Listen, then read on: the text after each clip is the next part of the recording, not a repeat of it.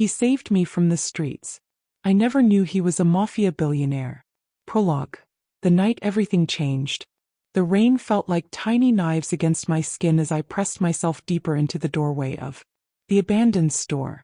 My thin jacket, more holes than fabric at this point, did nothing to keep out the December cold that had settled over the city like a cruel blanket. I was 23 years old and I was dying. Not dramatically, not all at once, but slowly, piece by piece, night by freezing night on these streets that had become both my prison and my home. My stomach cramped with hunger so intense it felt like something was eating me from the inside out. I couldn't remember the last real meal I'd had. 3 days ago? For time blurred together when you were just trying to survive until morning. I pulled my knees tighter to my chest, trying to make myself smaller, invisible. That was the key to surviving out here. Don't be seen, don't be noticed, don't exist. Because the ones who got noticed, they ended up like Melissa, the girl who used to sleep 2 blocks over. I hadn't seen her in 3 weeks. Nobody had. The street was nearly empty at this hour. Past midnight but not yet dawn. That dangerous in-between time when the only people out were those who had nowhere else to be, or those looking for people like me. My teeth chattered so hard I bit my tongue, tasting blood. I welcomed the pain. At least it meant I could still feel something. That's when I heard the footsteps. Heavy, deliberate, moving closer. My heart kicked into overdrive, adrenaline flooding my exhausted body. I pressed myself harder against the door, making myself as small as possible, praying whoever it was would just walk past. The footsteps stopped directly in front of my doorway. Well, what do we have here? The voice was rough, slurred with alcohol. I knew that voice. Marcus, one of the street dealers who thought he owned this neighborhood. He'd been watching me for weeks, making comments, getting bolder each time our paths crossed. I'd been avoiding this moment, but I'd run out of places to hide. I looked up slowly, trying to keep my expression neutral, unthreatening. Marcus stood there, with 2 of his friends, their faces distorted by cruel smiles that made my blood run cold. "I'm not bothering anyone," I said quietly, hating how my voice shook. "I'll move. We'll go somewhere else." "Oh, you'll move all right," Marcus said, reaching down and grabbing my arm with fingers that dug in like claws. "But not before we have a little fun." He yanked me to my feet so hard I stumbled, my weak legs barely holding me up. His friends laughed, the sound echoing off the empty buildings like a death sentence. "Please," I whispered, trying to pull away. "Please, just let me go." "Where you gonna go, sweetheart?" one of his friends sneered. "You got nobody. You're nobody. Who's gonna miss you?" The worst part was, he was right. I had no one. My parents were dead. My foster families had given up on me years ago. I aged out of the system with nothing but the clothes on my back and a lifetime of trauma I couldn't afford to process. I was completely, utterly alone. Marcus started dragging me toward the alley behind the building, and I knew with absolute certainty that if I went into that alley I wasn't coming back out. Not alive. Not intact. Not as passive. I tried to scream, but one of his friends clamped a hand over my mouth, the taste of his dirty skin making me gag. This was it. This was how my story ended. Not with dignity or meaning, but in a dirty alley, discarded like the trash everyone had always treated me as. I closed my eyes, tears streaming down my frozen cheeks, and waited for the end. Then I heard it, the sound that would change everything. The roar of an engine. Expensive. Powerful. Completely out of place in this forgotten corner of the city. The car pulled up so fast the tires screeched against the wet pavement. I heard a door slam, then footsteps, different from before. Confident. Commanding. "Let her go." The voice was deep, calm, but carrying an authority that made even Marcus pause. Through my tears I could barely make out the figure standing there, tall, broad-shouldered, wearing what looked like an expensive suit that probably cost more than I'd seen in my entire life. Marcus laughed, but it sounded forced. "Mind your business, friend. This doesn't concern you. I'm giving you 3 seconds to take your hands off her," the stranger said, his voice dropping even lower.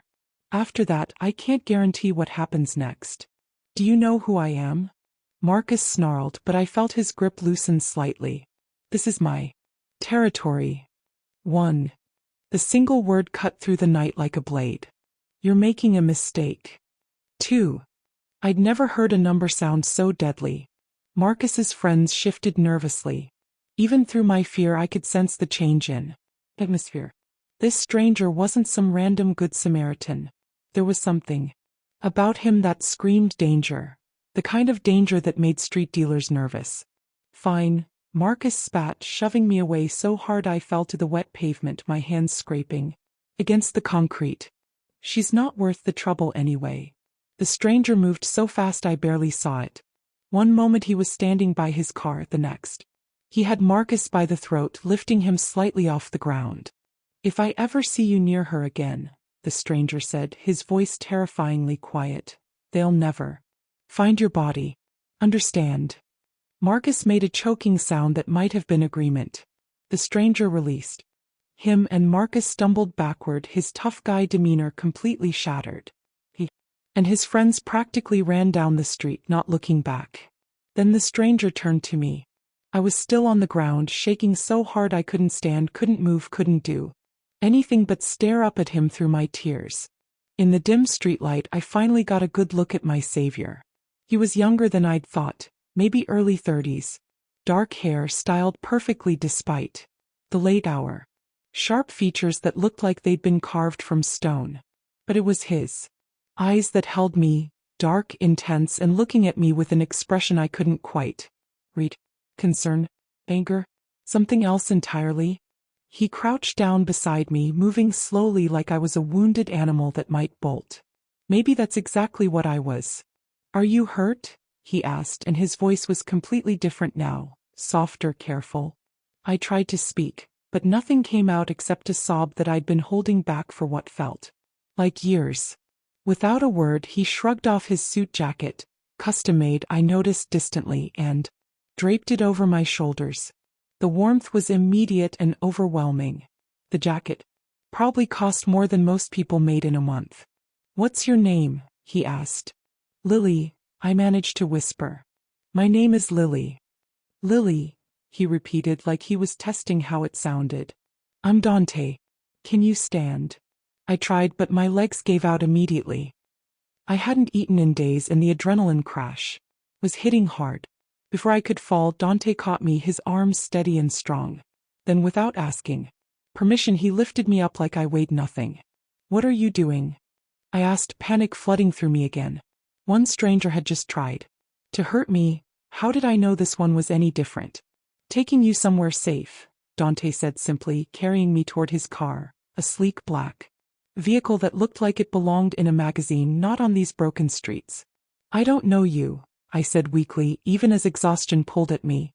You could be anyone. He paused, looking down at me with those intense dark eyes. You're right. You don't know me.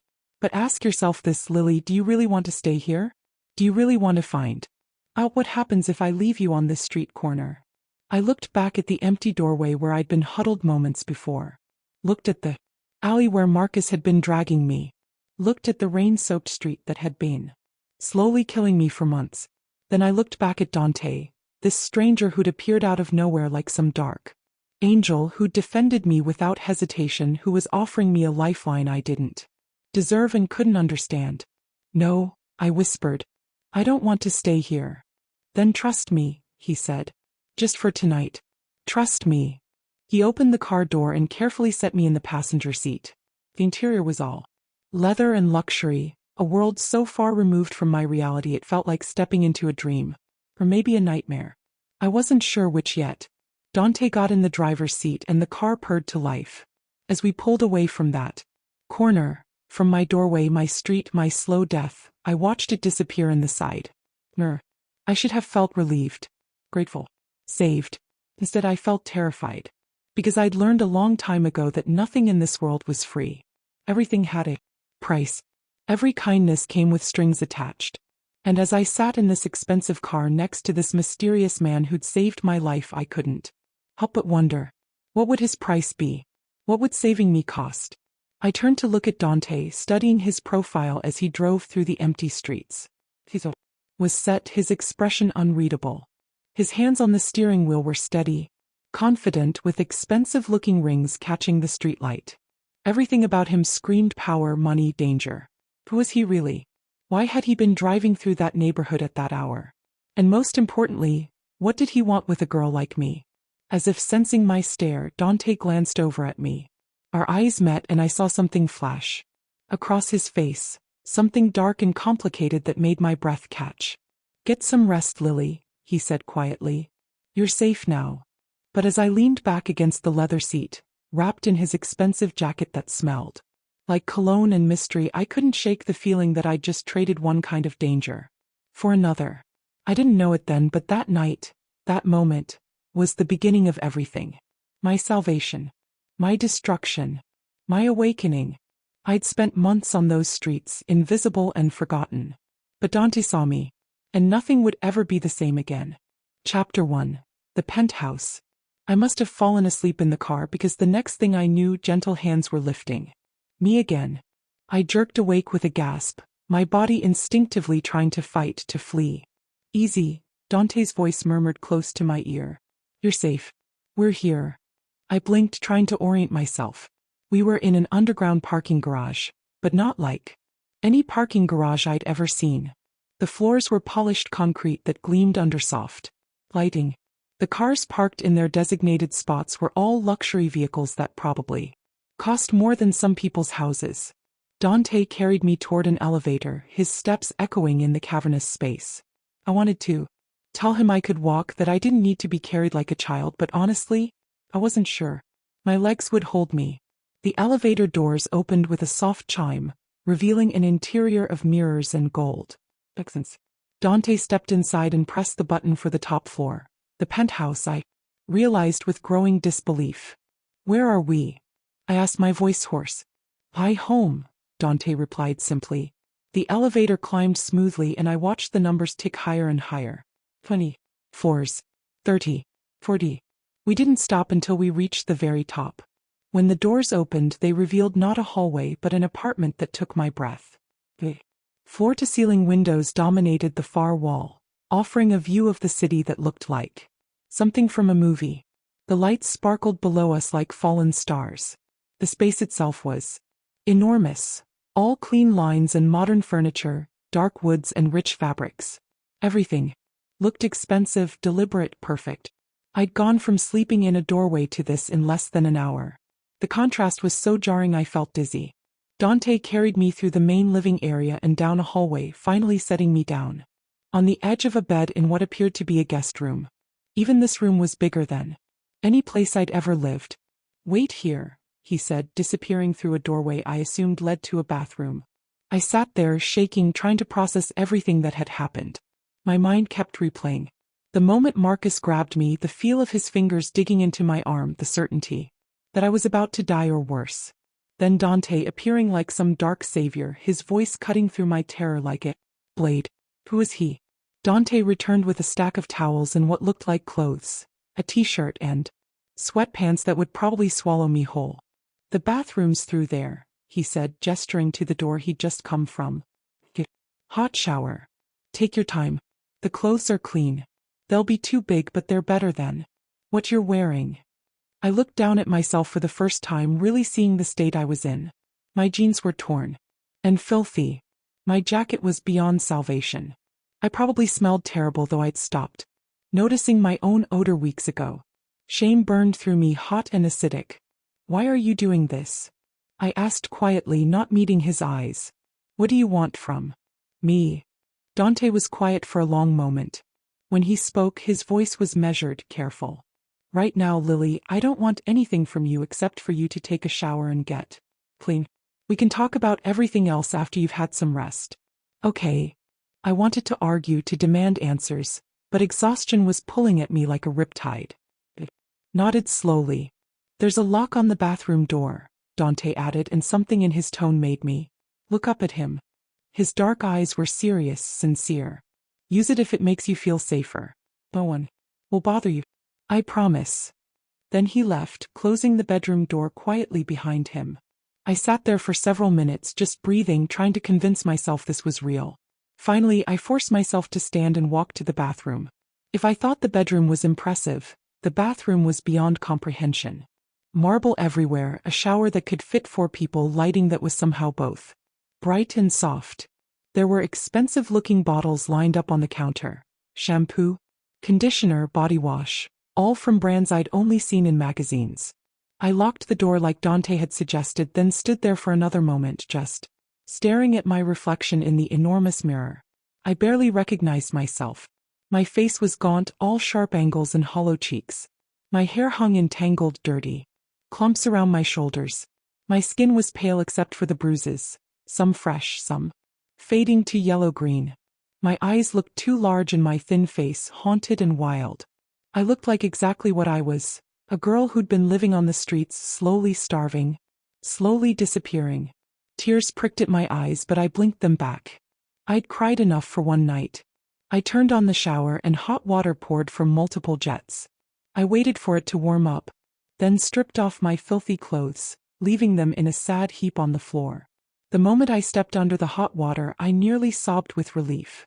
I couldn't remember the last time I'd had a hot shower. The shelters I'd stayed at before being banned had lukewarm water at best, and you only got 5 minutes before they shut it. This was pure luxury. I stood there for what felt like an eternity, letting the heat sink into my frozen bones. Then I started washing using the expensive soaps that smelled like heaven. Shampoo lathered in my hair, washing away weeks of dirt and grime. I had to wash twice, then 3 times before the water finally ran clear. My skin turned pink from the heat and scrubbing, but I didn't care. I was getting clean. Really, truly clean. I finally turned off the water when my fingers started to prune, wrapping myself in the softest towel I'd ever touched. There was a comb on the counter and I worked through my tangled hair with careful patience, wincing at the knots. When I finally looked at myself again, I looked more human. Still too thin, still bruised, but human. I put on the clothes Dante had left. The t-shirt hung to my knees and I had to roll the sweatpants several times so I wouldn't trip. But they were clean and warm and soft, and that was all that mattered. I opened the bathroom door cautiously, half expecting Dante to be waiting. But the bedroom was empty. On the nightstand beside the bed, someone had left a tray. My heart jumped when I saw a bowl of soup still steaming, crackers, a glass of water, and beside it a bottle of pain medication. The smell of the soup made my stomach cramp with desperate hunger. I wanted to dive at it, to devour it in seconds, but some distant part of my brain warned me to be careful. I hadn't eaten properly in days. If I ate too fast, I'd just throw it up. I sat on the bed and forced myself to eat slowly, one small spoonful at a time. It was some kind of chicken soup, rich and perfectly seasoned. Each bite felt like a miracle. I was halfway through the bowl when there was a soft knock at the door. "Come in," I said, my voice stronger now. Dante entered, but he stayed near the doorway, keeping his distance. He changed too. The expensive suit was gone, replaced by dark jeans and a simple black t-shirt that somehow made him look even more dangerous. Without the formal clothes, I could see the way his shirt stretched across broad shoulders and muscled arms. This was not a man who sat behind a desk all day.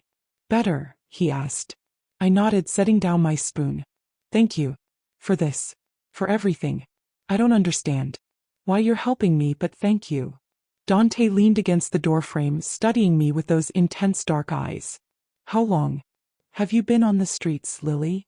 The question caught me off guard. "About 4 months, I admitted quietly. "Maybe 5. Time kind of blurs." "No family." I shook my head. "My parents died when I was 8. Car accident. I went into foster care. Bounced around a lot. Aged out of the system at 18 with nothing. I tried to make it work, but I trailed off, not sure how to explain the series of bad luck, bad choices, and bad circumstances that had led me to that doorway." "What about friends? Anyone who could help?" "No one," I said, and the admission hurt more than I expected. "I'm alone. Completely alone." Something flickered across Dante's face, an emotion I couldn't quite read. Sympathy? Understanding? Something darker? "Not anymore," he said quietly. My breath caught. "What do you mean?" Dante pushed off from the doorframe and walked further into the room, but he sat in a chair across from the bed, maintaining a respectful distance. "I'm going to make you an offer, Lily," he said, his voice calm and businesslike. "And I want you to really think about it before you answer." My heart started pounding. Here it comes, I thought. The catch. The price. The thing he really wants. "You can stay here," Dante continued. "In this apartment. In this room. I'll provide food, clothes, safety, everything you need. In return, all I ask is that you follow some basic rules. Don't steal from me, don't bring anyone here without my permission, and don't ask questions about my business." I stared at him, waiting for the other shoe to drop. "That's it? That's all you want?" "That's all," he confirmed. "I don't understand," I said slowly. "Why would you do that? You don't even know me. This doesn't make sense." Dante leaned back in the chair, his expression thoughtful. "Let me ask you something, Lily. When you were out there on those streets, did you ever wonder why? Why you and not someone else? Why you had to suffer when others got to live comfortable lives?" The question hit close to home. "Every day," I whispered. "I used to wonder the same thing," Dante said, and there was something in his voice. Depth of pain that suggested he understood more than I'd thought. "I used to think life was random, that suffering was just bad luck. But I don't believe that anymore. I think we all have a choice to turn away from suffering when we see it, or to do something about it." "So this is charity?" I asked, trying to keep the bitterness from my voice. "You feel sorry for me?" "No," Dante said firmly, his eyes locking with mine. "This isn't charity, Lily. Consider it an investment. You're young, you're smart. Yes, I can see that. You've survived on those streets for months, which means you're stronger than you think. Right now you need help. But someday when you're back on your feet, maybe you'll be able to help someone else. Pay it forward. That's all I ask." I wanted to believe him. God, I wanted to believe him so badly it physically hurt. But I'd learned not to trust easy answers or simple kindness. "What's your real job?" I asked, watching his face carefully. "Nobody just drives around at midnight in a car that expensive. Nobody makes street dealers run away scared just by counting to 2. You're not normal." A small smile curved Dante's lips, the first smile I'd seen from him. It was a beautiful smile, but it didn't quite reach his eyes. "You're right," he said. "I'm not normal. And my business is complicated. That's one of the rules, remember? Don't ask about my work." "Is it legal?" I pressed. "Some of it," Dante said with complete honesty. "Not all of it." My stomach tightened. I should have been scared. I should have run. But where would I run? To? Back to the streets? Back to that doorway? Back to Marcus? "I need to think about this," I said finally. "Of course." Dante stood, moving back toward the door. "Take the night. Sleep on it. In the morning you can decide. If you want to leave, I'll drive you anywhere you want to go." "But questions asked." He paused at the door, his hand on the frame. "But Lily, if you decide to stay, you're under my protection. That means no one touches you. No one hurts you. Not ever again. I give you my word." Then he was gone, closing the door softly behind him. I sat there in the soft bed, in the clean clothes, in this impossible room, trying to process everything. Outside the window, the city sprawled beneath me, full of lights and life and possibility. Somewhere down there was the corner where I'd been dying by degrees. Where Marcus had grabbed me. Where my life had almost ended. And here in this penthouse was a stranger who'd saved me. A dangerous man with secrets and scars of his own. A man who was offering me something I'd stopped believing in. A chance. Second chance at life. I finished my soup slowly, then crawled under the covers of the bed. The sheets were soft. The mattress perfect. A real bed. A safe bed. As I lay there in the darkness, listening to the quiet sounds of the apartment, I tried to convince myself to be smart. To be cautious. To remember that nothing was free. But my exhausted body had other ideas. Within minutes I was asleep, the first real sleep I'd had in months. And in my dreams I saw dark eyes and heard a voice counting. 1, 2, 3. Chapter 2, The Morning After. I woke to sunlight streaming through the windows, and for a horrible, disorienting moment, I didn't know where I was. My body tensed, ready to bolt, my mind racing through possibilities. Had I broken into someone's home? Was I about to get arrested? Then the memories came flooding back. Marcus, the rain, Dante, the penthouse.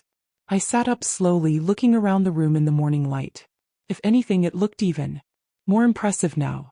The furniture was all sleek and modern, the kind of stuff I'd only seen in home design magazines left behind at bus stops. Through the window I could see the city stretching out below, people going about their normal lives, completely unaware that I was up here, existing in a different world entirely. My stomach growled, reminding me that one bowl of soup wasn't enough to make up for days of starvation. I got out of bed cautiously, my body still aching from months of sleeping on concrete and in doorways. The bruises Marcus had left on my arm throbbed dully. I looked down at myself, still wearing Dante's oversized clothes, and wondered what I was supposed to do. No. The smell of coffee drifted under the door, rich and enticing. I opened the door carefully, peeking out into the hallway. Everything was quiet except for distant sounds coming from what I assumed was the kitchen. I followed the smell, my bare feet silent on the hardwood floors. The kitchen was as impressive as the rest of the place. All stainless steel appliances and granite countertops. And standing at the stove, his back to me, was Dante. He'd clearly been awake for a while. His dark hair was still damp from a shower, and he was dressed in another expensive-looking outfit, dark slacks and a crisp white shirt with the sleeves rolled up to his elbows. I could see tattoos on his forearms, intricate designs that looked Italian or maybe religious. "Good morning," he said without turning around. "How did you sleep?" I jumped slightly. "How did you know I was here?"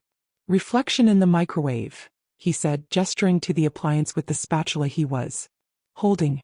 "Plus, I've learned to be aware of my surroundings. Old habit." He turned to face me, and in the morning light I got my first real look at him. Last night, everything had been dark and chaotic and terrifying. Now I could actually see the man who'd saved me. He was handsome, almost unfairly so. Strong jaw, high cheekbones, a nose that looked like it might have been broken once. His eyes were dark brown, almost black, intense and observant. There was a thin scar running along his left cheekbone, barely visible but there. He looked like he could be on the cover of a magazine, but there was something dangerous lurking beneath the surface. Something that made me both nervous and strangely safe at the same time. "I'm making breakfast," Dante said, turning back to the stove. "I hope you like eggs. Does it have toast, fruit, and I can make pancakes if you prefer." Eggs are fine," I said, overwhelmed. "You don't have to do this. I can make my own." "Sit," Dante interrupted gently but firmly, gesturing to the bar stools at the kitchen island. "Let me do this. You need to eat properly." I sat, watching as he plated up scrambled eggs that looked perfectly fluffy, crispy bacon, and buttered toast. He set the plate in front of me along with a glass of orange juice and a cup of coffee. "Cream and sugar are there if you want them," he said, pointing to a small tray on the counter. The food looked amazing, but I hesitated, my stomach churning with anxiety. "Have you eaten?" "I ate earlier," Dante said, leaning against the counter across from me with his own coffee. "But I'm an early riser. Go ahead, please." I picked up the fork, my hand shaking slightly, and took a small bite of the eggs. They were delicious, seasoned perfectly, cooked just right. I had to force myself to eat slowly again, to not shovel food into my mouth like the starving person I was. Dante watched me eat, his expression unreadable. It should have made me uncomfortable, but somehow it didn't. There was something almost protective in the way he watched, like he was making sure I was okay. "Have you thought about my offer?" he asked after a few minutes. I set down my fork, meeting his eyes. I'd done nothing but think about it, actually, all night, in my dreams and the moment I woke up. "I have questions," I said carefully. "I expected you would. If I stay here, where would I sleep?" "That room I was in last night." "Yes," Dante confirmed. "It's yours for as long as you want it. Your own space, your own bathroom. I won't enter without your permission." "What about during the day? Am I supposed to just stay here? Stay hidden?" "You're not a prisoner, Lily," Dante said firmly. "You can come and go as you please. Though, I'd recommend you be careful for a while. Marcus and his friends know your face. Give it Some time let things cool down. That made sense. The thought of running into Marcus again made my blood run cold. What about clothes? And other things I need? I'll take you shopping, Dante said. Or if you prefer, I can have someone bring things here. And you can choose what you want. Whatever makes you more comfortable. I don't have any money, I said quietly, shame burning through me again. I can't pay you back. I'm not asking you to pay me back, Dante said patiently. This isn't a loan, Lily. It's a gift. Or if that's too hard to accept, think of it as an investment like I said last night. When you're on your feet, when you've rebuilt your life, you can help someone else who needs it. That's payment enough. I picked at my toast, trying to organize my thoughts. What happens if I say yes, but then change my mind? What if I want to leave next week or next month? Then you leave, Dante said simply. I'll help you find a place, help you get set up. No strings attached. The only thing I ask is that you don't bring danger to my door, and you don't talk about what you might see or hear while you're here. Because your business isn't entirely legal, I said slowly. Yes. I took a deep breath. This was insane. Everything about this situation was insane. But the alternative was going back to those streets, back to that doorway, back to slowly dying. If I stay, I said carefully, I don't want to be a burden. I want to do something. Help. Somehow. I can clean or cook or... You're not a maid, Lily, Dante interrupted. You're a guest. Focus on getting healthy first. Everything else can wait. I need to feel useful, I insisted. Please. I can't just sit around doing nothing. It'll drive me crazy. Dante studied me for a long moment, then nodded slowly. All right. If you want to help with cooking or cleaning, that's fine. But on your terms, when you feel up to it. No pressure. Deal. Deal, I said, and felt something loosen in my chest. So is that a yes? Dante asked. You're staying. I looked around the kitchen at the food on my plate, at this man who'd appeared out of nowhere and offered me salvation. My instincts screamed that this was too good to be true, that there had to be a catch. But what choice did I really have? Yes, I whispered. I'm staying. At least for now. Something shifted in Dante's expression. Relief, maybe? Or satisfaction? It was hard to tell. Good, he said quietly. Finish your breakfast. Then we need to get you some proper clothes and essentials. I have a meeting this afternoon, but this morning is yours. Okay, I said, and went back to eating, still hardly believing any of this was real. After breakfast, Dante disappeared into what I assumed was his bedroom and returned with a leather jacket and a pair of women's shoes, expensive-looking flats that looked brand new. These should fit, he said, handing them to me. They're my sister's. He leaves things here. Sometimes. You have a sister? I asked, surprised. I'd been picturing him as some lone wolf type. 2 sisters and a brother, Dante said. All older than me. Very annoying. You'll probably meet them eventually if you stick around. There was affection in his voice when he talked about them, which somehow made him seem more human, less like the dangerous enigma he'd appeared to be last night. The shoes fit perfectly and the leather jacket was soft and warm. Looking at myself in the mirror wearing borrowed clothes that probably cost more than I used to make in a month, I felt like an imposter. But at least I was a clean-fed imposter. Dante drove us to a shopping district I'd never been to, the kind of place where everything in the windows had price tags that would have made me faint before. But he walked into the stores like he belonged there, which of course he did, and the salespeople immediately flocked to him with smiles and greetings. Mr. Marchetti, one woman said warmly. So good to see you again. How can we help you today? My friend needs a complete wardrobe, Dante said smoothly, gesturing to me. Casual clothes, professional clothes, shoes, everything. Price is not an issue. Just make sure she's comfortable. The woman's eyes lit up like she'd just won the lottery. Of course. Right this way, miss. For the next 2 hours I was swept up in a whirlwind of trying on clothes, mixing and matching, choosing colors and styles. Every time I looked at a price tag and tried to suggest something cheaper, Dante would shake his head. Quality over quantity, he'd say. Get what you like, what makes you feel good. By the time we left, I had enough clothes to fill an entire closet. Jeans and sweaters, dresses and blouses, workout clothes and pajamas, shoes and boots and accessories. Dante paid for everything without even blinking at the total, which had to be several $1,000s. This is too much, I said as we loaded bags into his car. Dante, this is way too much. It's what you need, he said simply. Besides, I can afford it. Don't worry about the money, Lily. Worry about being comfortable and safe. That's what matters. Back at the penthouse, I spent the afternoon putting away my new clothes, hanging things in the closet of my room, organizing everything neatly. Felt surreal having possessions. Having a space that was mine. I heard Dante moving around the apartment, talking on the phone in a language I didn't recognize. Italian, maybe? His tone was serious, businesslike, and I remembered his warning about not asking questions about his work. What did he do exactly? What kind of business required expensive suits and scared street dealers but also involved activities that weren't entirely legal? I thought about the way Marcus had looked at him, the fear in his eyes. Thought about the tattoos on Dante's arms, the scar on his face, the way he moved with coiled power and confidence. Mafia, my brain whispered. He's in the Mafia. He should have terrified me. He should have sent me running. But somehow knowing that Dante was dangerous didn't scare me as much as the danger I'd been living in on the streets. At least with Dante, the danger felt controlled, purposeful. He'd had every opportunity to hurt me last night and this morning, and instead he'd been nothing but kind. That evening I made dinner, pasta with a simple tomato sauce using the ingredients I found in his extremely well-stocked kitchen. It felt good to do something productive, to contribute even in a small way. When Dante came into the kitchen and saw what I was doing, he smiled. A real smile this time, one that reached his eyes.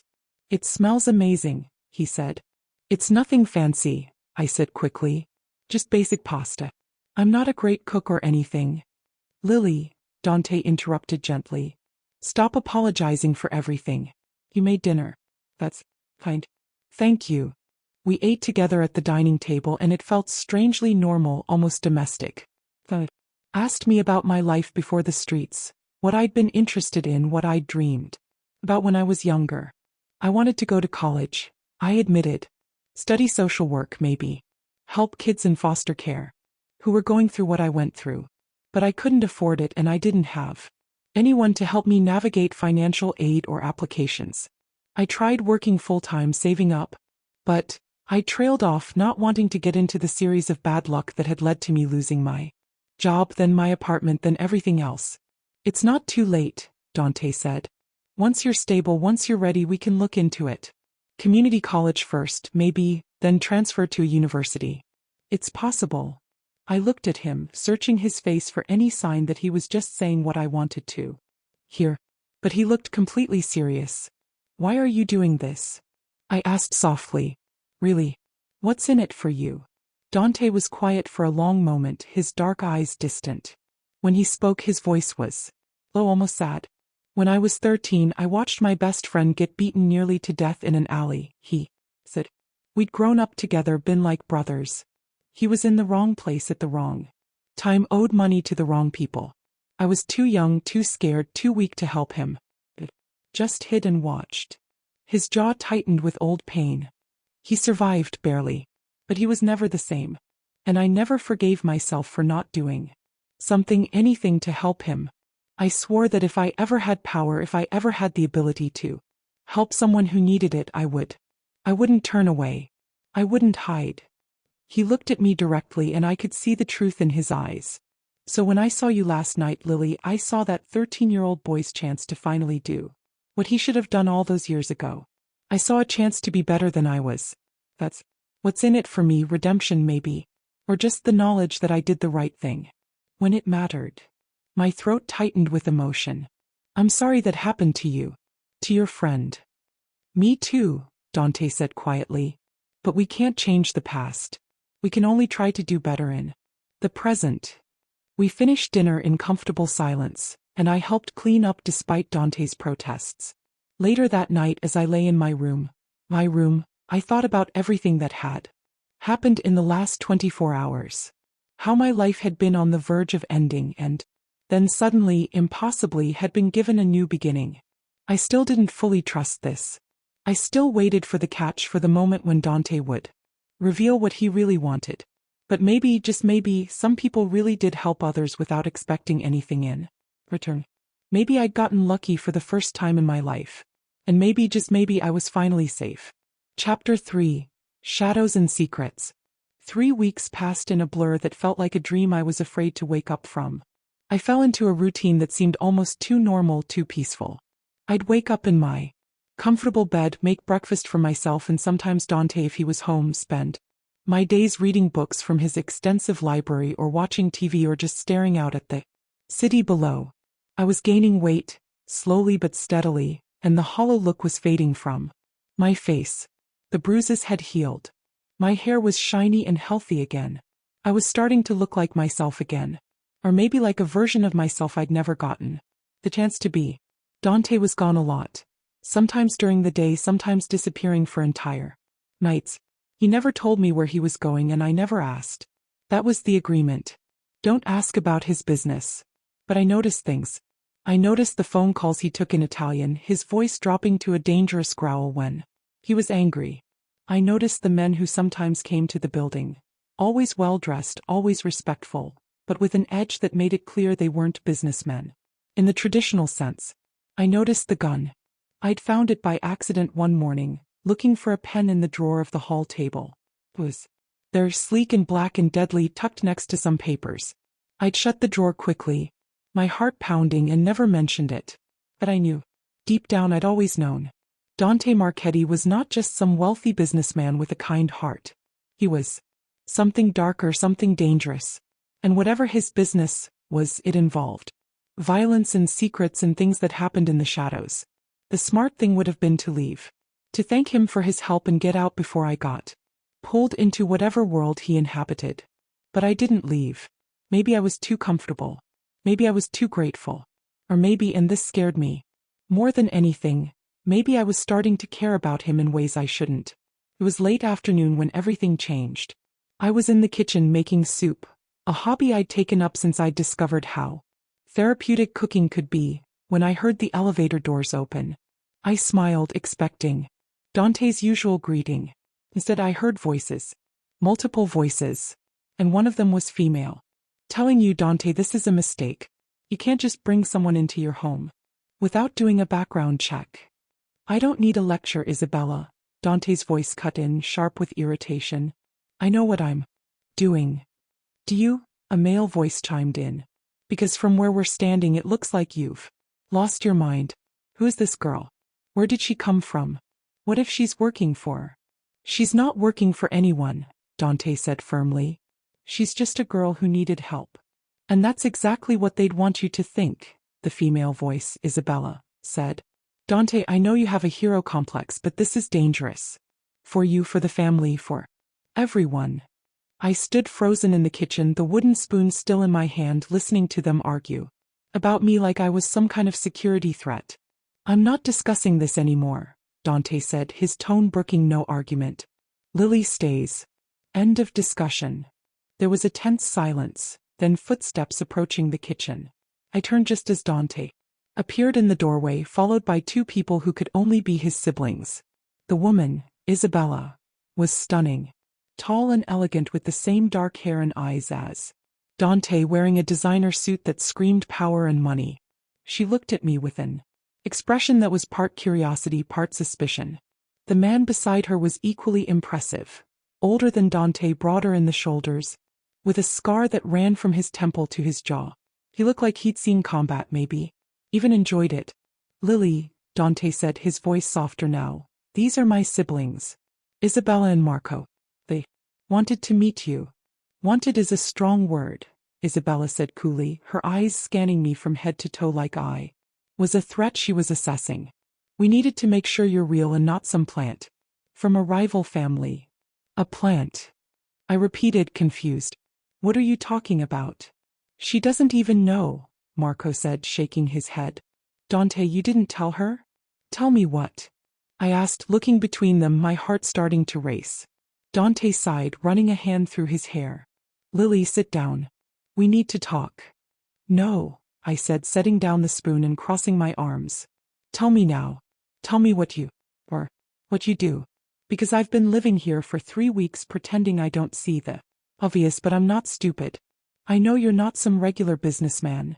Isabella's eyebrows rose slightly, and I saw a hint of respect in her expression. Dante looked at his siblings, then back at me. Marco, Isabella, give us a minute. Dante, Isabella started. Now, Dante said firmly. They left, though Isabella shot me one more assessing look before disappearing down the hallway. Dante walked over to me, keeping a careful distance, his expression serious. You're right, he said quietly. I'm not a regular businessman. My family, the Marchettis, we run one of the 5 crime families in this city. Import-export, mostly, some gambling. Operations, some protection services. We're not the biggest family, but we're respected. Feared even. The words hung in the air between us. Crime family. Everything I'd suspected. Confirmed. You're a mobster, I said, my voice barely above a whisper. That's one word for it, Dante said. I prefer to think of it as managing a family business. But yes, I'm involved in organized crime. I have been since I was old enough to understand what that meant. I should have been terrified. I should have packed my bags and left immediately. Instead, I asked, have you killed people? Dante's jaw tightened. Yes. How many? Does it matter? Yes, I said firmly. It matters. He was quiet for a long moment, his dark eyes searching mine. Enough that I've lost count. But never innocent people, Lily. Never children or civilians. Only those who were in the life. Who knew the risks. People who would have killed me or my family if I hadn't acted first. I processed this, trying to reconcile the man who'd saved me, who'd been nothing but kind and patient, with the admission that he was a killer. The night you found me, I said slowly. You were just driving around that neighborhood at midnight. No, Dante admitted. I was there on business. A meeting with some associates. I was leaving when I saw Marcus grabbing you. I recognized him. He works for a rival family, dealing drugs in their territory. When I saw what he was trying to do to you, he trailed off, his hands clenching into fists. I couldn't just drive away. So you saved me, I said. So I saved you, he confirmed. I walked to the window, looking out at the city, trying to organize my thoughts. Behind me, I could feel Dante watching, waiting for my reaction. Your siblings think I'm dangerous, I said finally. They think I might be working for someone. They're paranoid, Dante said. It comes with the territory. But they'll come around once they realize you're not a threat. How can they be sure? I asked, turning to face him. How can you be sure? You don't know me, don't. Not really. What if they're right? What if I'm... You're not, Dante interrupted, walking toward me. He stopped a few feet away, his expression intense. I've had you watched, Lily. Discreetly. Just to make sure you're safe. But also to verify your story. Everything you told me checks out. You're exactly who you say you are, a girl who got dealt a bad hand and did her best to survive. Part of me should have been angry that he'd had me investigated. But instead I felt oddly relieved. So what happens now? I asked. Do I leave? Is this where you tell me it's too dangerous for me to stay? That depends, Dante said. Knowing what you know now, do you want to stay? I thought about it, really thought about it. About the streets and the cold and the hunger. About Marcus and the fear and the certainty that I was going to die alone and forgotten.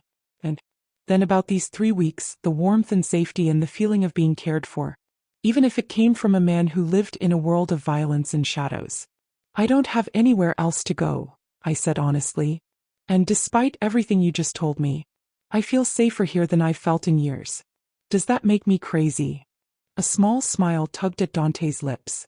Maybe. Or maybe it just makes you practical. I have conditions, I said, surprised by my own boldness. Name them. I don't want to be kept in the dark anymore. Something's happening that might affect me. I want to know about it. No more secrets about who you are or what you do. Dante nodded. Fair enough. And I want to do something productive. Get a job maybe. Or go back to school like you mentioned. I can't just live here indefinitely like some kind of kept woman. Also fair, Dante said. We can start looking into community colleges next week if you want. And one more thing, I said, my heart pounding. I want the truth. Are you just helping me because you feel guilty about your friend? Or is there something else? Because sometimes, the way you look at me, I trailed off, not sure how to finish that sentence. Dante's expression shifted, something dark and hungry flickering across his face before he controlled it. You want the truth? He asked, his voice dropping lower. Yes.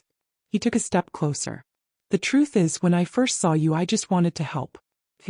Someone the way I couldn't save my friend. But these past 3 weeks, watching you heal, watching you smile, watching you become yourself again. He paused, his eyes locked on. I'd be lying if I said I didn't feel something more. Something I shouldn't feel. My breath caught. Why shouldn't you? Because you're vulnerable, Dante said bluntly. Because you're here under my protection and it would be taking advantage.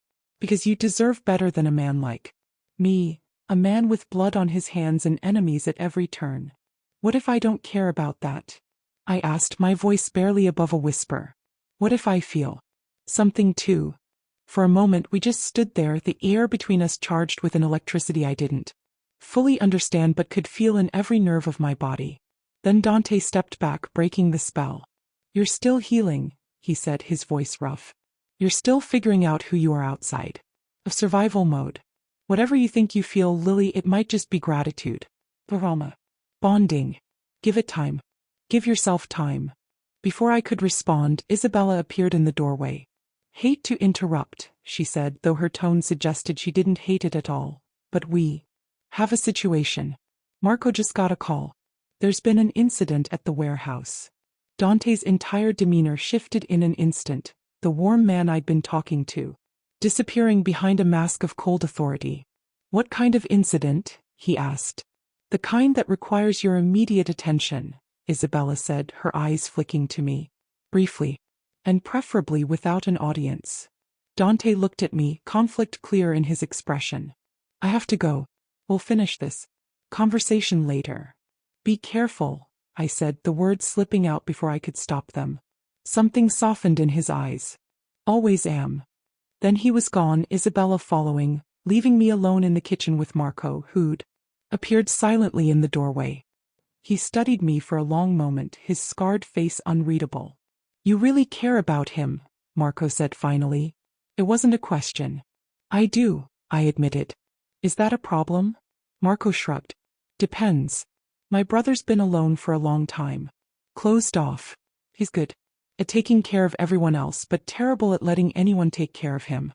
If you're going to stick around, you need to understand that his world is dangerous. People get hurt. People die. And loving someone in this life means accepting that every time they walk out that door they might not come back. I'm not sure what we are, I said honestly. But I understand the danger. Spent months on the streets, Marco. I know what it's like to live with fear and uncertainty. At least here I'm choosing it. Marco studied me a moment longer, then nodded slowly. Maybe you're tougher than you'd have to be to survive what you did. He pushed off from the doorframe. For what it's worth, I think my brother made the right call bringing you here.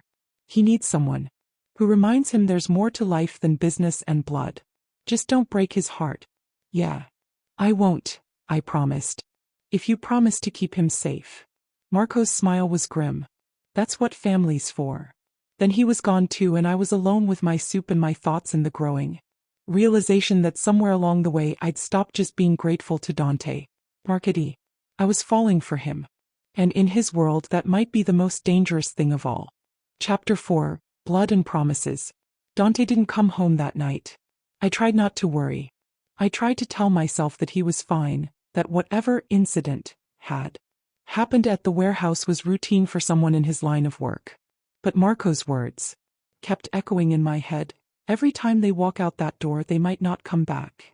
I stayed up until 3 in the morning, curled on the couch by the windows, watching the city lights and jumping at every sound. Finally, exhaustion won out and I fell asleep right there, too anxious to go to my room. I woke to the sound of the elevator doors opening. I sat up quickly, my heart pounding, and saw Dante step into the apartment. My relief lasted exactly 2 seconds before I registered his appearance. His white shirt was torn and stained with blood. His knuckles were split and bruised. There was a cut above his left eyebrow that was still bleeding sluggishly, and he was moving carefully like his ribs hurt. Oh my God, I breathed, rushing to him. What happened? Are you okay? I'm fine, Dante said, but his voice was tired, strained. It looks worse than it is.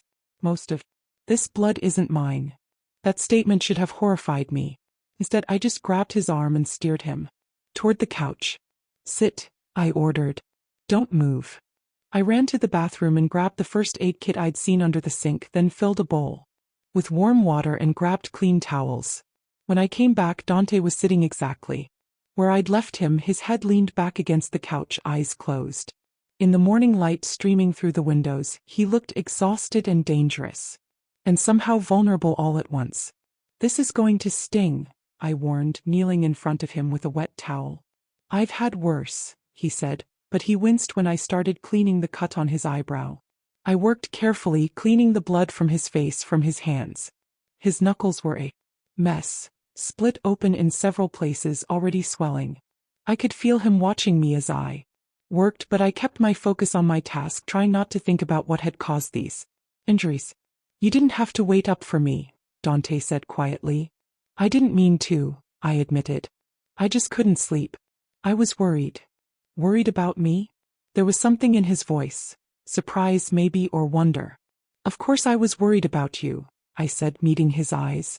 You left to deal with some dangerous situation and then you didn't come back. What was I supposed to think? I'm sorry, Dante said. I should have called. Things got complicated. Do you want to tell me what happened? I asked, applying antiseptic to the cut. Or is that one of those things I'm better off not knowing? Dante was quiet for a moment, studying my face like he was trying to decide how much to. Sure. There was an ambush, he said finally. At one of our warehouses. The Volkov family. They're one of our rivals. They've been pushing into our territory lately, testing boundaries. Tonight they decided to make a statement by hitting one of our storage facilities. Were people hurt? I asked, my hands shaking slightly as I placed a butterfly bandage over that. Some of my men, yes. Nothing life-threatening, thankfully. But we sent a message back. Made it clear that this kind of aggression won't be tolerated. His jaw tightened. I had to make an example. It wasn't pleasant. I moved to his hands, gently cleaning the blood from his knuckles. And the blood on your shirt belongs to the man who thought it was a good idea to pull a knife on me, Dante said flatly. He won't make that mistake again. Is he dead?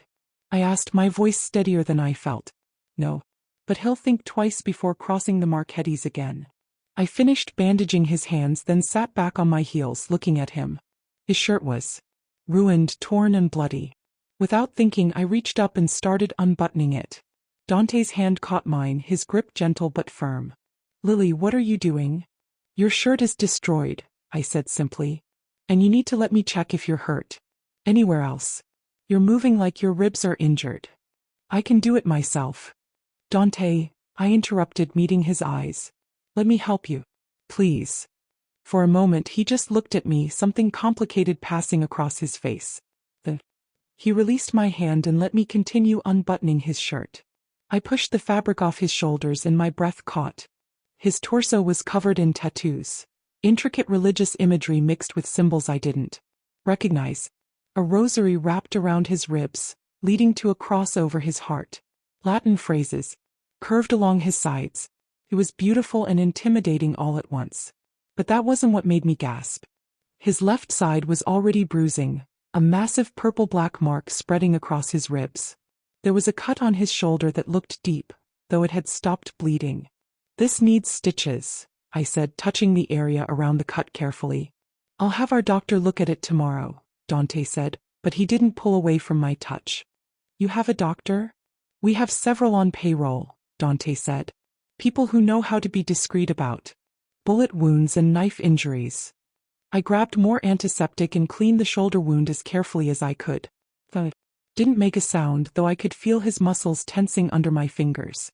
You should ice these ribs, I said. And probably take something for the pain. I'll be fine, Dante said, but his voice was softer now, less defensive. Why do you do that? I asked, sitting back to look at him. Why do you act like you don't need help? Like you have to handle everything alone? Dante was quiet for a long moment. When he spoke, his voice was barely above a whisper. Because in my world, showing weakness gets you killed. Needing help makes you a target. I learned a long time ago that the only person you can really rely on is yourself. That sounds lonely, I said softly. It is, Dante admitted, and the raw honesty in his voice made my chest ache.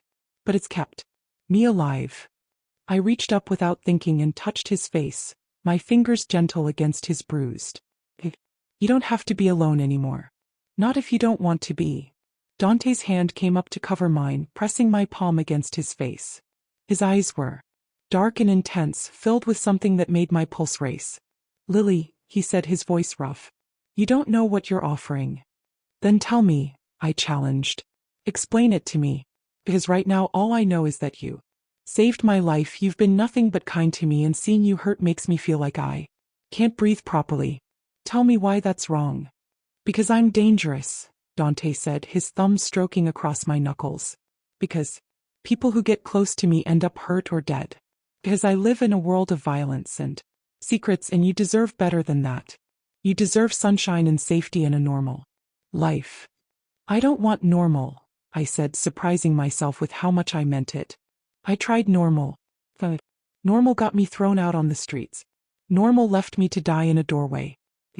You and your dangerous world, you saved me when normal people just walked past. That's gratitude talking, Dante said, but his voice lacked conviction. Not real feelings.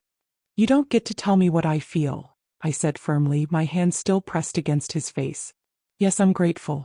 But that's not all this is. I see you, Dante. Not just the mob boss or the dangerous man with blood on his hands. I see the person who makes me breakfast and buys me clothes and talks to me about my dreams like they matter. I see the man who feels guilty about not saving his friend 20 years ago. I see you. Something broke in Dante's expression. Before I could process what was happening, his hand slid to the back of my neck and he pulled me forward, his lips crashing against mine. The kiss was desperate, almost violent in its intensity. I could taste copper, blood from his split lip, and something else, something uniquely him. His other hand grabbed my waist, pulling me closer, and I went willingly, pressing against him despite his injuries. When we finally broke apart, both breathing hard, Dante rested his forehead against mine. This is a mistake, he whispered. Probably, I agreed, my hands fisted in his ruined shirt. Do you care? I should, Dante said. I should send you away right now before this goes any further. Before I ruin you the way I ruin everything I touch. What if I don't want to be sent away? I asked. What if I want to stay even knowing the risks? Dante pulled back enough to look at me, his dark eyes searching mine. Why would you choose this? Choose me. Because you chose me first, I said simply.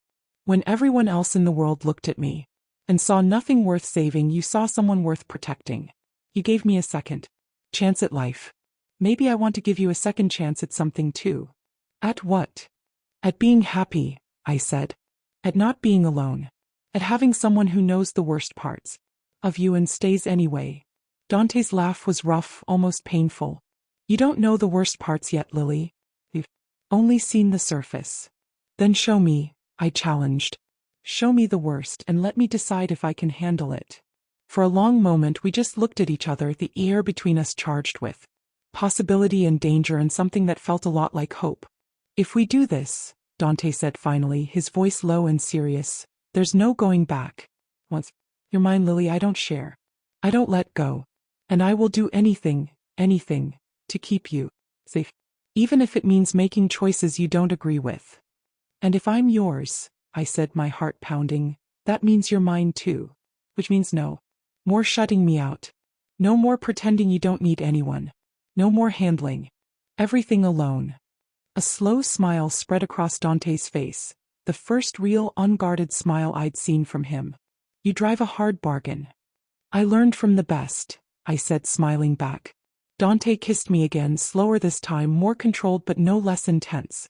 He pulled away, he stood carefully, wincing at the movement, and held out his hand. Come on, he said. I need to shower and change. And then I need sleep. Will you stay with me? Just sleep, I asked, taking his hand. For now, Dante said, his eyes dark with promise. You're still healing and so am I. We take that step, I want us both to be ready. Really ready. I followed him to his bedroom, a space I'd never entered before. It was as sleek and modern as the rest of the apartment, all dark woods and clean lines. But there were personal touches too. Photos on the dresser of what must be his family, books stacked on the nightstand, a rosary hanging from the bedpost. Give me 10 minutes, Dante said, disappearing into the bathroom. I sat on the edge of his bed, my mind racing. What had I just agreed to? What line had I just crossed? But despite the logical part of my brain screaming warnings, I felt calm, settled, like I'd finally found where I was supposed to be, even if that place was in the heart of darkness. Dante emerged from the bathroom in clean sweatpants, his chest still bare, the tattoos and bruises on full display. He moved to the bed and lay down carefully, patting the space beside him. I climbed in next to him and he pulled me close, tucking me against his side. Kid here. His heartbeat steady and strong, feel the warmth of his skin against mine. Tell me something, I said quietly. Something true.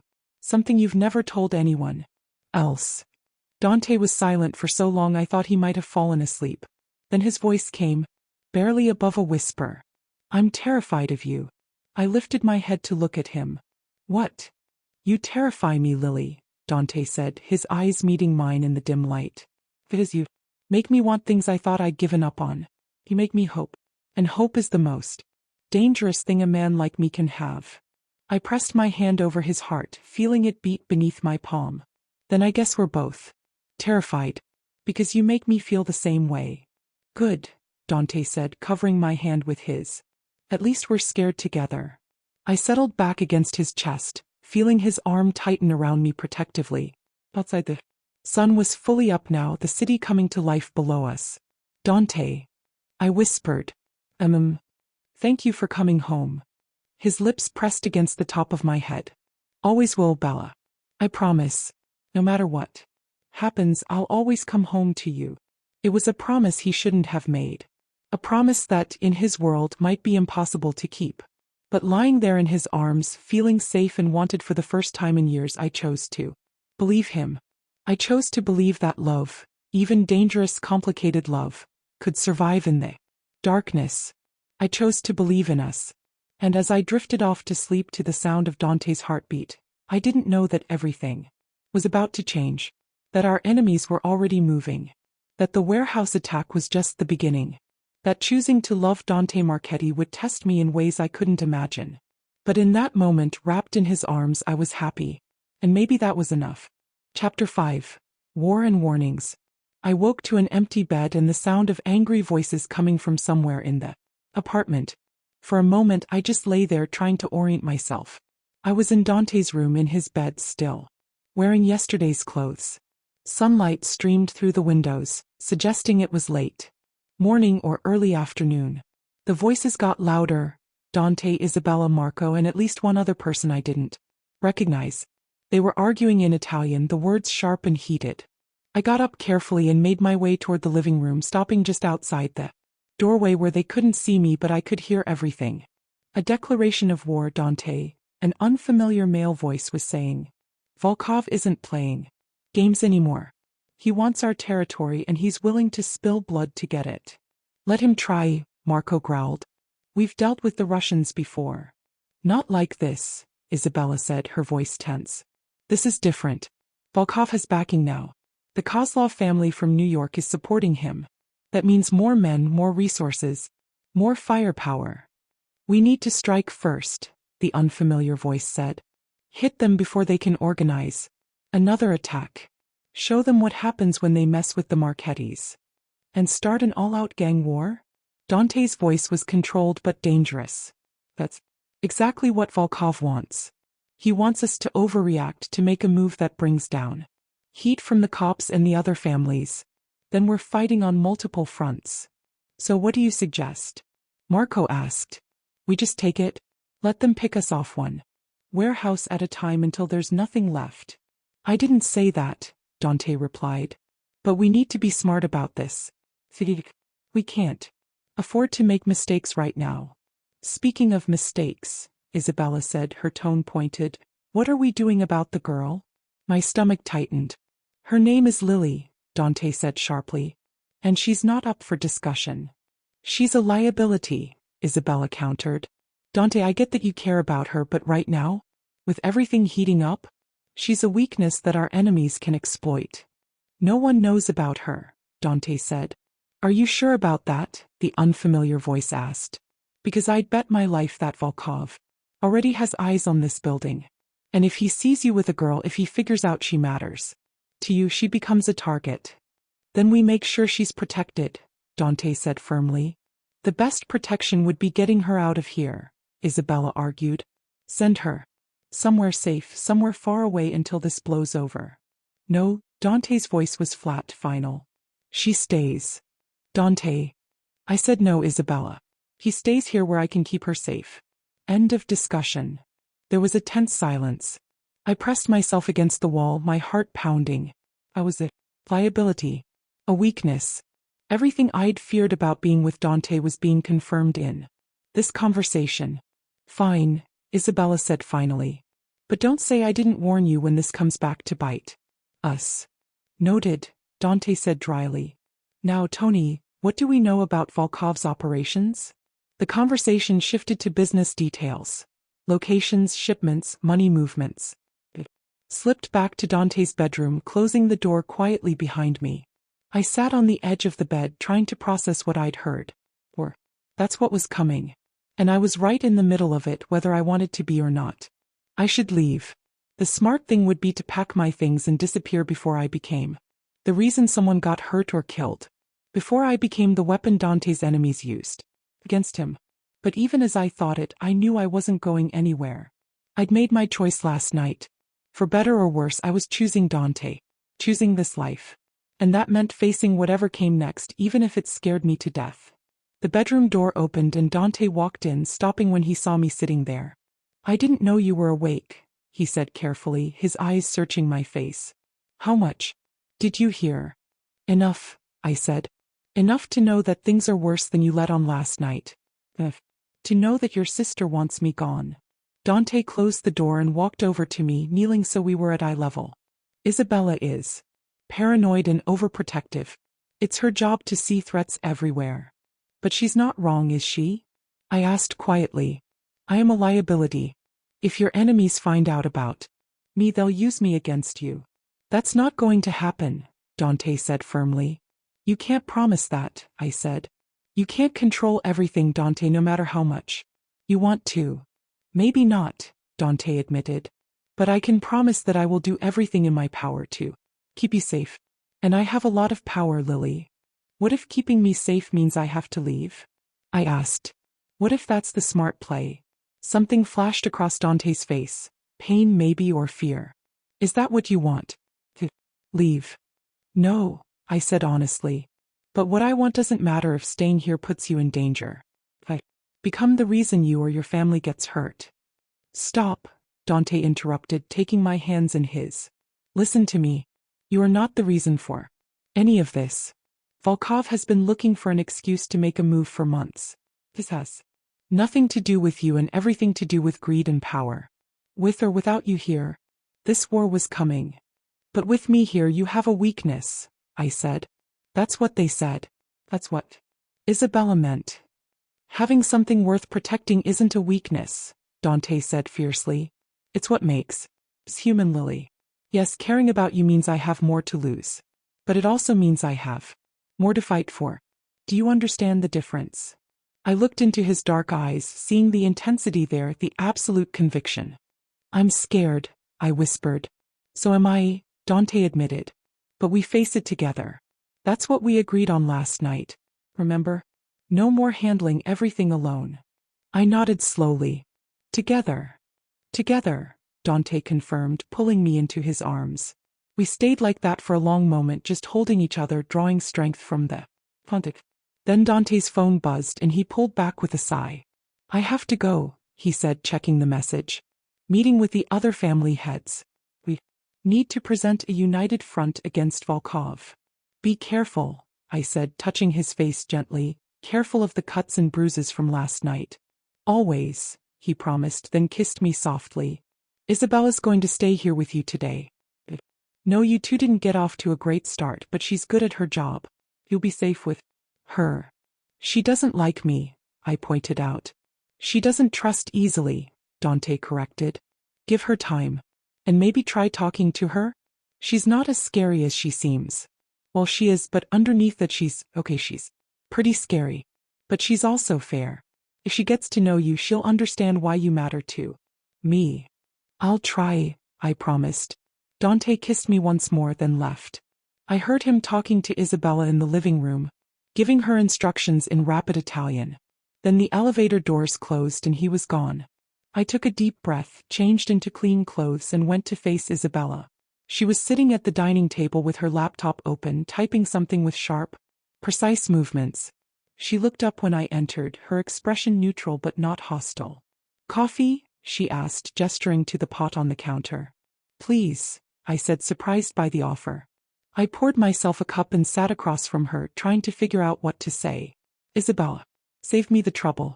I don't hate you, she said bluntly, not looking up from her laptop. In case you were wondering. Could have fooled me, I said. That got a small smile. I just don't trust easily. Especially when it comes to my baby brother. He's a mob boss who kills people, I pointed out. I think he can take care of himself. Physically, yes, Isabella agreed, finally looking at me. But emotionally, Dante has a blind spot when it comes to people he cares about. He wants to save everyone, fix everything. I've gotten him hurt before. His friend, I said. The one who was beaten. He told me about that. Isabella's eyebrows rose slightly. He told you about Matteo? That's surprising. He never talks about that. Maybe he needs someone he can talk to, I suggested carefully. Isabella studied me for a long moment, her dark eyes, so like Dante's, assessing. Maybe he does, she finally said. Look, I'm going to be straight with you. This life, it's not easy. People we love die. We make sacrifices that normal people can't understand. And right now, with this war brewing, it's about to get a lot worse before it gets better. I know that, I said. Do you? Isabella challenged. Because knowing it intellectually and living it are two very different things. When Dante comes home with worse than bruises. When people you've met end up dead. When you have to lie to everyone about who you are and what your life really looks like. Can you handle that?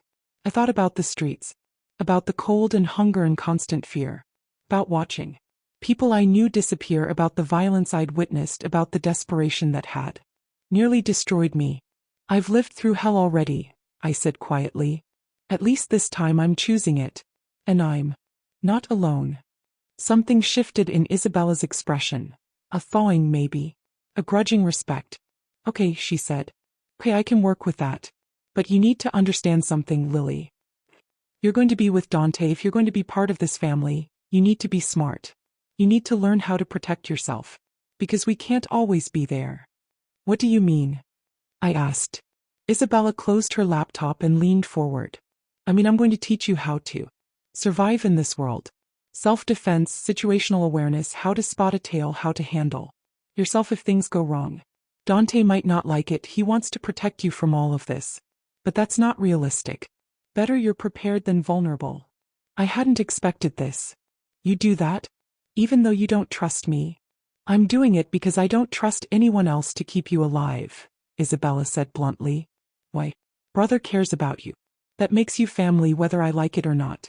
And I protect family. Always. Thank you, I said, meaning it. Don't thank me yet, Isabella said with a slight smile. I'm not going to go easy on you. We're doing it right. We spent the rest of the day talking. Isabella explained the structure of the families, who the major players were, what territories they controlled. He told me about Volkov, a ruthless Russian who'd been building his empire for years and now saw the Marchetti territory as his next acquisition. He's dangerous, Isabella said. Smart, brutal, and connected. If he decides to come after Dante through you, he won't hesitate. So what do? I asked. You pay attention, Isabella said. You trust your instincts. And if something feels wrong, you call me or Marco immediately. Always be aware of your surroundings. Notice who's around you, who's paying too much attention. Don't follow predictable patterns. She pulled out her phone and made me memorize several numbers. Hers, Marco's, and someone named Tony who was apparently head of security. These are your lifelines, she said. If anything happens, if you feel threatened, you call. Doesn't matter if it turns out to be nothing. Better safe than dead. The casual way she said, dead, sent a chill through me. This was real. The danger, the threat, it wasn't abstract anymore. It was my new reality. That evening, Dante still wasn't home. Isabella ordered takeout, expensive Italian from a restaurant that apparently the family owned, and we ate together in comfortable silence. He'll be late, Isabella said, checking her phone. The meeting is running long. That's actually good news. Means they're working out a strategy rather than just reacting. Do you ever wish you had a normal life? I asked. One without all this danger and secrecy. Isabella considered the question seriously. Sometimes. But this is who we are, Lily. It is our legacy, our family. And honestly, I'm good at what I do. I like the power, the control, the challenge. It's in my blood. Is it in Dante's? I asked. Or did he just inherit it? Both, Isabella said. Our father raised us all in this life. But Dante, he's different from the rest of us. Marco loves the violence, the action. Our oldest brother Luca is all about the business side. I like the strategy, the chess game of it all. But Dante, he actually cares. About people. About doing right by the community, protecting those who can't protect themselves. He's the closest thing to a good man that this life produces. That's why you're so protective of him, I realized. That's why, Isabella confirmed. He's too good for this world, but he's stuck in it anyway. And people like Volkov will take advantage of that goodness if we let them. It was almost midnight when Dante finally came home. He looked exhausted, the cuts and bruises from the previous night standing out more starkly against his pale skin. Isabella stood to leave. The other families are on board? She asked. For now, Dante said. United front against Volkov. But if he makes the right moves, that alliance could crumble fast. Then we better move faster, Isabella said. She looked at me. 9 a.m. tomorrow. Be ready to train. I will, I promised. After she left, Dante collapsed on the couch next to me, pulling me against his side. Long day? I asked. Endless, he confirmed. How was yours? Did Isabella terrorize you? Actually, she was helpful, I said. She's going to teach me self-defense and survival skills. Dante tensed. Lily. Don't, I interrupted. Don't try to protect me from reality, Dante. Isabella's right. I need to know how to take care of myself. Please, let me do this. He was quiet for a long moment, then sighed. You're right. I hate that you need to learn these things. I hate that my world requires it. I know, I said softly, taking his hand. But this is my choice, remember? I'm choosing this. Choosing you. Let me do it on my terms. Dante pulled me closer, burying his face in my hair. I love you, he said quietly, and my heart stopped. What? I whispered. He pulled back to look at me, his dark eyes intense and sincere. I love you, Lily. I know it's fast, I know it's complicated, but it's true. You've brought light into my darkness, hope into my cynicism. You've made me feel things I thought I'd buried forever. So yes, I love you. And I need you to know that before. He stopped, his jaw tightening. Before what? I asked, fear creeping into my chest. Before things get worse, Dante said honestly. Because they will get worse, Lily. This war is coming whether we want it or not. And I need you to know that whatever happens, however bad it gets, my feelings for you are real. You're not just someone I'm protecting. You're everything. Tears pricked my eyes. I love you too, I said, and realized it was completely true. Somewhere between that first night and now, I'd fallen completely, hopelessly in love with this dangerous, complicated, beautiful man. Dante kissed me, deep and desperate and full of promise. When we finally broke apart, both breathing hard, he rested his forehead against mine. We're going to get through this, he said. Together. Together, I agreed. But as we sat there in the quiet apartment, holding each other in the darkness, neither of us could shake the feeling that a storm was coming. And when it hit, nothing would ever be the same again. Chapter 6. Breaking Point. The next 3 weeks passed in a blur of training and tension. Isabella was true to her word. She didn't go easy on me. Every morning at 9 she'd show up and put me through rigorous self-defense drills. She taught me how to break holds, how to strike vulnerable points, how to use everyday objects as weapons. My body ached, constantly covered in new bruises from training, but I was getting stronger, faster, more confident. Good, Isabella said one morning after I'd successfully escaped a chokehold simulation. You're not helpless anymore. That's important. Marco joined us sometimes, teaching me how to shoot. The first time he put a gun in my hands, I'd been terrified. But he was patient, showing me proper stance, how to aim, how to control my breathing. You probably won't ever need this, Marco said. But if you do, I want you to be ready. Through it all, Dante watched with conflicted emotions. I could see the pride in his eyes when I mastered a new technique, but also the pain, the hate that his world required me to learn these things. The war with Volkov was escalating. Another warehouse hit. A shipment intercepted. Two of the Marchetti soldiers ended up in the hospital after an ambush. The violence was creeping closer, becoming more personal.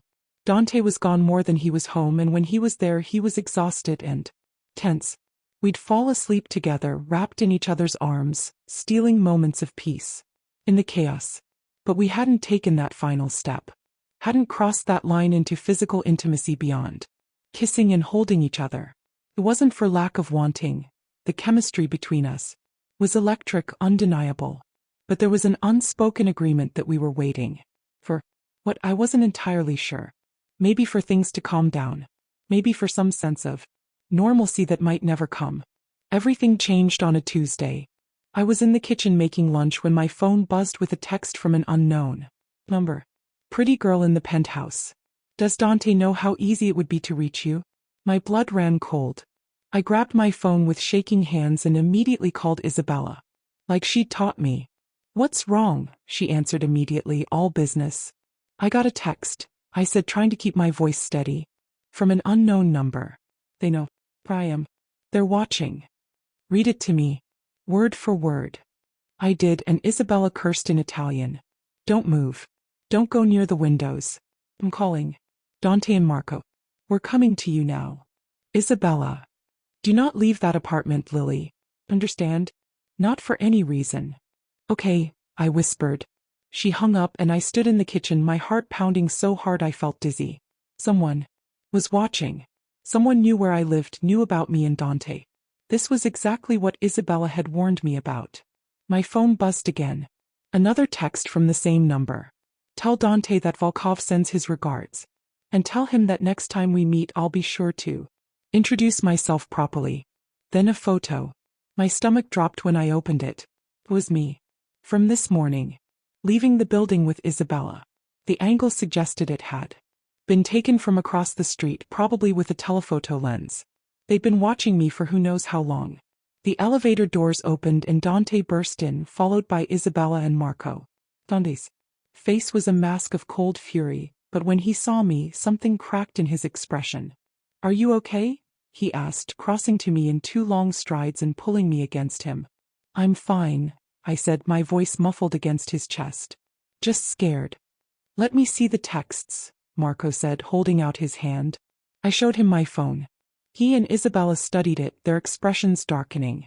They've been surveilling the building, Marco said. Probably for days. This is a message. They know about Lily and they want us to know they can reach her whenever they want. Over my dead body, Dante growled.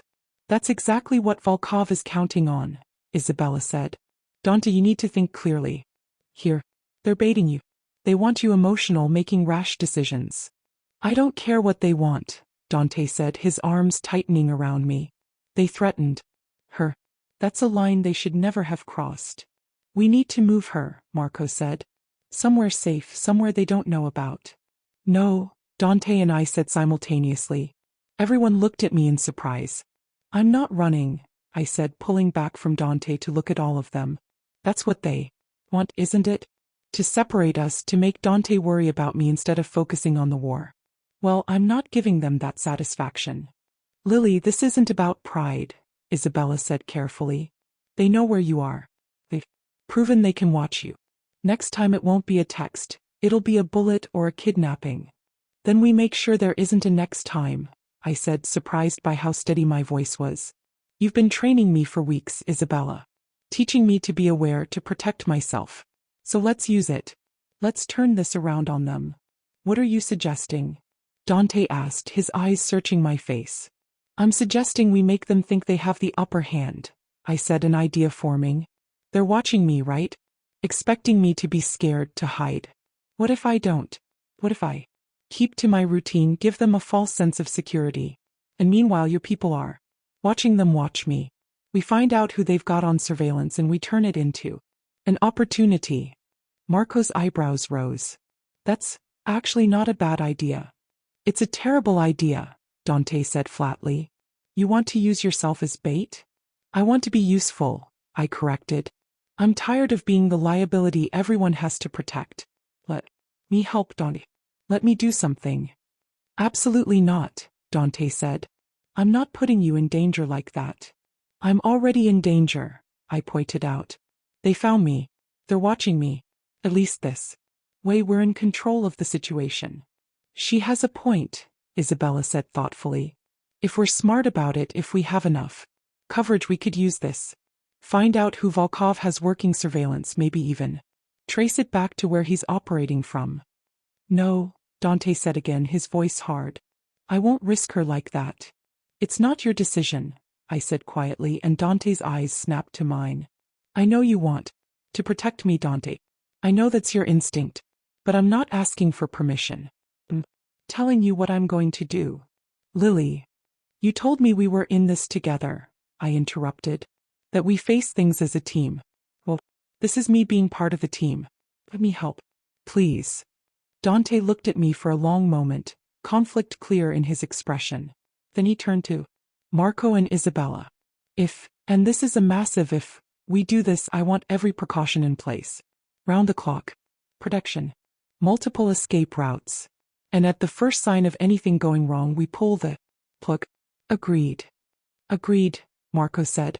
I'll coordinate with Tony, Isabella said, already pulling out her phone. We'll need at least 6 people on rotation, plus tech support to monitor communications. I want her wired, Dante added. Audio and GPS at all times. And I want to know every single place she goes before she goes there. Dante, I said gently, touching his arm. I'll be okay. He looked at me and I saw fear in his eyes, raw and real. You can't promise that. No, I admitted. But I trust you to keep me safe. And I trust myself to be smart about this. Dante pulled me close again, his hand cradling the back of my head. If anything happens to you, he whispered against my hair, if they touch you, hurt you, they won't, I said firmly. Because you're going to make sure of it. The next few days were intense. Isabella outfitted me with a small GPS tracker disguised as a necklace and a nearly invisible wire. Marco gave me a panic button that looked like a normal keychain. Tony, the head of security, briefed me on protocols and safe words. If you say, I need some fresh air, that means immediate extraction, Tony explained. We'll have people on you within 30 seconds. And if I can't talk? I asked. Then you press the panic button. 3 times fast means danger, need help now. Once long means unsafe but not immediate threat. Got it. Got it, I confirmed. My first day out was terrifying. I went to a coffee shop a few blocks from the penthouse, trying to act natural while knowing that at least 3 of Dante's people were watching me, and probably some of Volkov's too. I ordered a latte, sat by the window, and pretended to read a book on my phone. Every person who walked by felt like a potential threat. Every car that slowed down made my heart race. But nothing happened. I finished my coffee, walked back to the penthouse, and reported in. 2 of Volkov's men, Marco told me that evening, showing me photos on his tablet.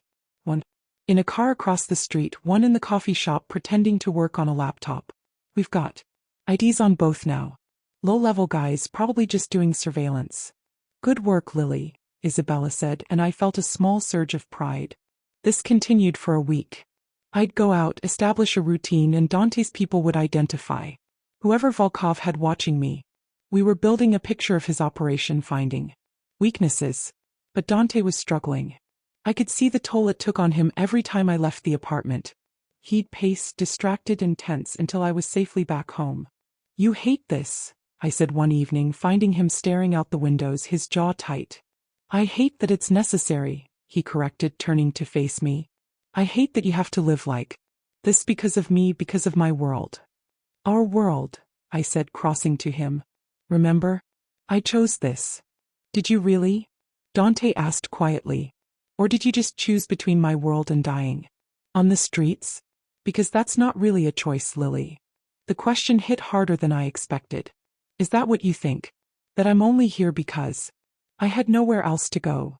"I think," Dante said carefully, "that you're brave and strong and you deserve better than this. Better than me." "Stop it," I said, my voice sharper than intended. "Stop trying to push me away by making me doubt myself. I told you I love you. I meant it. This," I gestured to the apartment, to the situation, "isn't perfect. It's messy and complicated and scary. But it's real. We're real." Dante closed his eyes, his expression pained. "I'm terrified of losing you." "Then don't push me away," I said, stepping closer. "Fight for us, Dante. Fight with me, not against me." When he opened his eyes, they were dark with emotion. Fear, love, desire, all tangled together. "I don't deserve you." "Good thing I'm not asking what you deserve," I said, reaching up to touch his face. "I'm telling you what I want. And I want you, all of you. The good, the bad, the dangerous, the feared. All of it." Dante's control finally broke. He kissed me desperately, his hands tangling in my hair, and I kissed him back with equal intensity. This wasn't like before. This was urgent, necessary, claiming, and a promise all at once. "Lily," he breathed against my lips, "are you sure?" "I've never been more sure of anything," I said. He lifted me up and I wrapped my legs around his waist as he carried me to his bedroom. We fell onto the bed together, a tangle of limbs and whispered promises. For the first time since this all began, nothing existed except us. Not the war, not Volkov, not the danger or fear or complications. Just us, finding each other in the darkness, choosing love despite everything. Afterwards we lay tangled together, my head on his chest, his hand stroking through my hair. "I love you," Dante whispered. "More than I thought I could love anyone." "I love you too," I said, pressing a kiss over his heart. "Whatever comes next, we face it together. Promise me." "I promise," Dante said, and I heard the weight of that promise in his voice. "Together. Always." I drifted off to sleep, feeling safe and loved and hopeful. I didn't know that everything was about to fall apart. That Volkov was done waiting, done watching. That tomorrow the war would come to our doorstep. That the message I'd been waiting for would finally come, not as a text but as an explosion.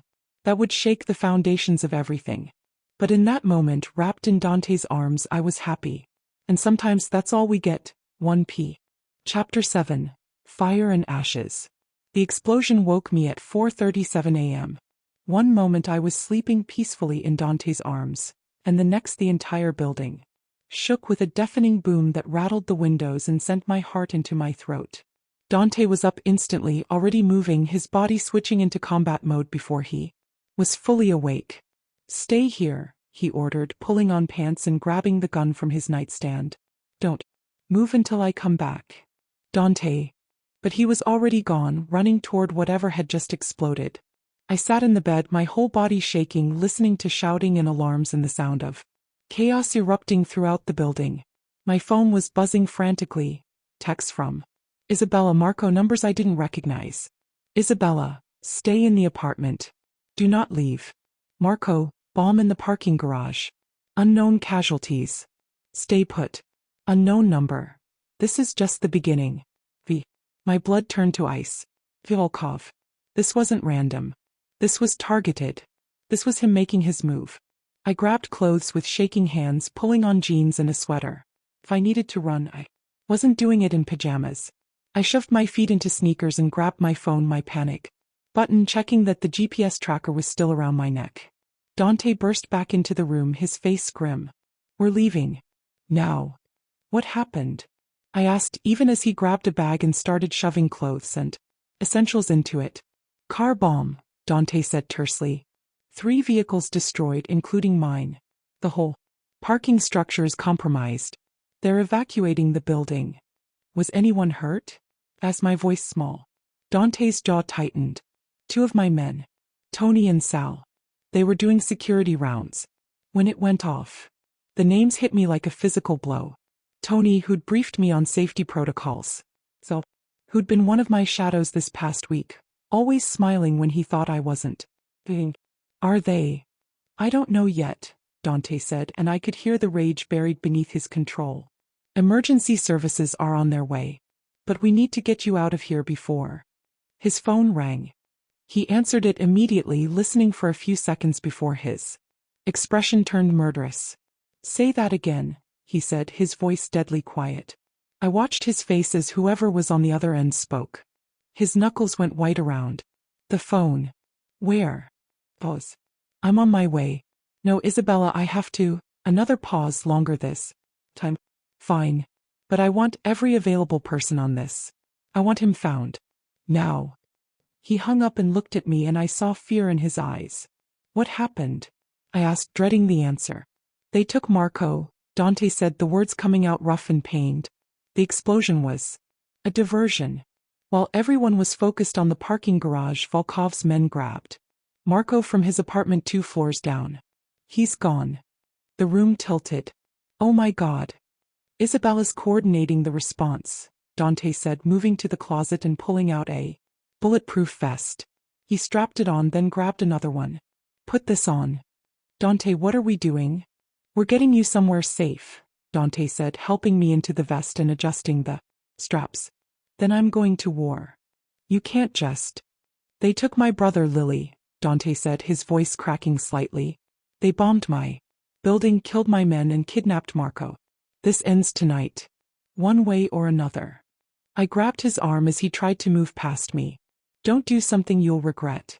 Don't let rage make you sloppy. Dante stopped, looking at me with eyes that held barely controlled violence. The only thing I'll regret is if I don't make Volkov pay for this. Then make him pay smart, I said firmly. You told me that's what separates you from people like him. You think strategically. Don't throw that away now. For a moment, Dante just stared at me. Then he pulled me against him, holding me so tight. It almost hurt. I can't lose you too, he whispered against my hair. I can't. You won't, I promised. But we do this right. We get Marco back and we end this. Together. The elevator chimed and Isabella burst in with 3 armed men I recognized from security. We need to move, she said, all business despite the fear I could see in her eyes. I've got a safe house ready. Lily goes there with protection while we handle the Marco situation. No, I said, surprising everyone, including myself. I'm not going to a safe house. Lily, this isn't the time, Isabella started. They took Marco to draw Dante out, I interrupted, my mind racing. This is exactly what they want, Dante emotional, making rash decisions, walking into whatever trap they've set. We need to be smarter than that. What are you suggesting? Dante asked carefully. They want me, right? I said. That's what all the surveillance was about. That's why they send me those texts. I'm the weakness they've been trying to exploit. So let's give them what they want. Absolutely not, Dante and Isabella said in unison. Listen to me, I said urgently. What if we use me as bait? Draw Volkov out with an offer he can't refuse. Trade me for Marco. But it's a trap. We control the location, we have people in place, and when he shows up to make the exchange, you take him down. That's insane, Isabella said flatly. You're not trained for this, Lily. This isn't some movie. You'll get yourself killed. She's right about one thing though, one of the security guys said. Paolo, I thought his name was. Volkov won't be able to resist if we offer her up. He's been focused on her from the beginning. I don't care, Dante said firmly. I'm not using Lily as bait. Find another way. There is no other way, I argued. Dante, every minute we waste arguing is another minute. Marco is with them. You know what they'll do to him. What they're probably already doing. We don't have time for elaborate plans. This works because it's fast and it's what they Expect. Dante's phone rang again. He looked at the screen and his face went pale. It's a video message, he said quietly. From Volkov. He opened it and I moved close enough to see. My stomach turned. It was Marco tied to a chair in what looked like a warehouse. His face was already bruised. And bleeding. A man I didn't recognize stood behind him, and when he spoke his accent was thick and Russian. Dante Marchetti, the man said, smiling coldly. I am Alexei Volkov. By now you know I have. Your brother. Here are my terms. You have until noon to bring me the girl. The one you've been hiding in your tower. Bring her to the old steel mill on the south side, alone. Come with your army. If you try anything clever, I kill Marco. If you don't show up at all, I kill. But if you bring me the girl and come alone, maybe, I let him live. 7 hours. Choose wisely. The video ended with Marco struggling against his bonds, blood dripping from his mouth. The silence in the room was deafening. Well, I said, my voice steadier than I felt. I guess that solves the debate about using me as bait.